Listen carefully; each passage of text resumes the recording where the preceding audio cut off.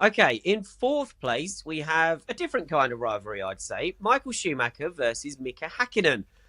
I'd say different kind of rivalry in that they never really fell out. This was based more on respect than animosity. The rivalry, of course, peaked from 98 to 2000. There's a couple of championship fights in there. The roots do go further back than that. You can point to a Formula 3 clash at Macau, and probably their most famous moment together is Hakkinen's epic pass for the win at Spa in 2000, which we've covered with Mika's help.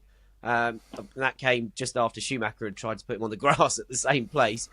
Ed had this one second, Matt had it third, and Ben and I had it sixth. Ed, you can go first here. What made this the second biggest rivalry of the era for you? Well, it was a rivalry that consumed a few years of Formula One. I think you've got two drivers who are equals, really. I think Hakkinen, you could argue, was quicker than Schumacher, but he was a little bit more variable in his level, whereas Schumacher was kind of always there, getting close to his maximum. It had those flashpoints like Spa, and obviously the famous conversation after it. They were fighting for championships. You had Suzuka 98. So for me, it just has everything. And I think if you were to pick the greatest rival of Schumacher, a 7-time world champion, it is Hakkinen. And if you pick the greatest rival of Hakkinen, a 2 times world champion, it's Schumacher. So for me, it just ticks all of those boxes. Even though they didn't have a Jerez 97 moment, they had sort of versions of that, but slightly lower levels. So for me, it's one that dominated Formula One for that window. Admittedly, it wasn't like a 10-year rivalry; it was kind of localized. But for me, it just had that intense, constant battle. It was almost lap by lap by lap through that period. It was all about Schumacher versus Hakkinen, and they had so many great duels, both wheel to wheel and also just those ones where you're just putting in pulverising pace in sprints between pit stops. So many races like that, which I just think means it puts it right up there. And Schumacher, I think, has always said that Hakkinen was his favourite rival. Ben, you're more towards you're exactly where I felt it was, sixth place. So it's not even in the top half for me and you. Why is that for you? Well, big part of it is the word you just mentioned, favourite.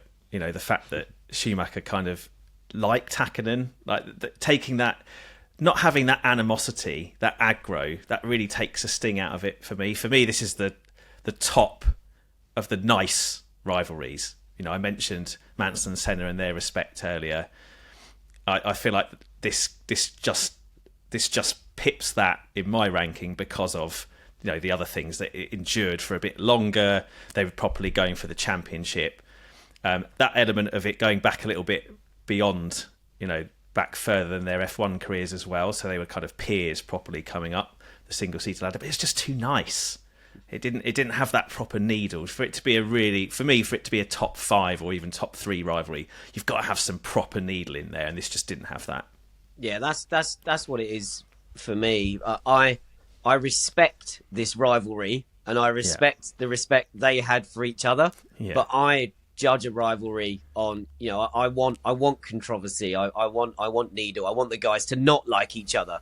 So it moved up a bit compared to if this had been a nice, respectful rivalry that involved perhaps one lesser driver and Schumacher, it may not have even got in, but it kind of had to get in for the weight of their talent. I would also say, ultimately, because of what happened in '99 when Schumacher broke his leg, this was really a 2 championship fight rivalry. You know, we had '98, and then where Hakkinen had the car advantage, had 2000 that was a bit more equal, but before that, they didn't really have any run-ins before they became championship rivals in F1.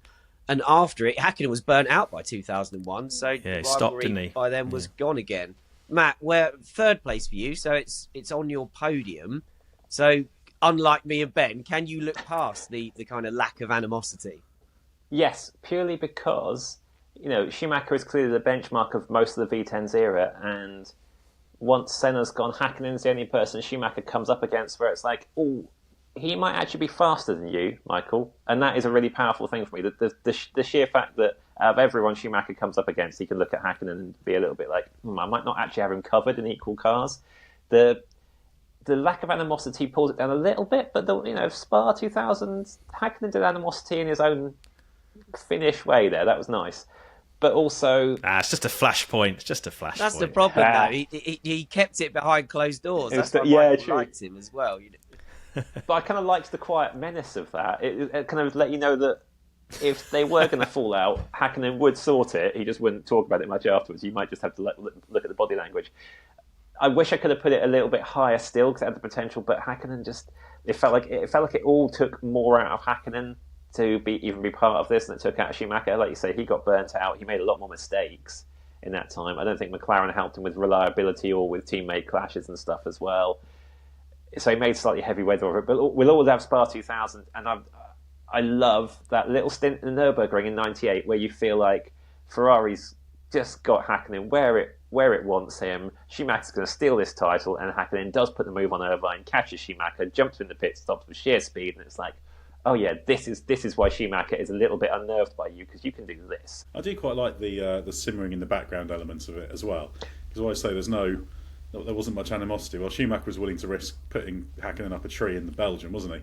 That creates quite a bit of needle, and of course, even though it was fairly localised, it's also got that slightly grander pitch because you can go all the way back to Macau, can't you? And what happened there in the F3 Grand Prix? So but they were just 2 moments in time, weren't they? It's not like it endured that level of animosity or needle endured all the way through. I think that does really let it down. But it was still something. It wasn't just purely localised. There was an origin story, if you want to call it that. And I think it was because it was 2 proper heavyweight F1 drivers slugging it out. You don't get that many battles, even though it was, like you say, it was really only 2 seasons. You don't get that many championship fights. Like we talked about Villeneuve Schumacher, there wasn't so much on track. Whereas Hakkinen and Schumacher in that period, most races they tended to be going at it in some way, shape or form, even if it was sometimes just a pure pace race. So that's why I like that one so much. And I think Schumacher always was a little bit unsure how to deal with Hakkinen because he didn't rise to it in the same way publicly.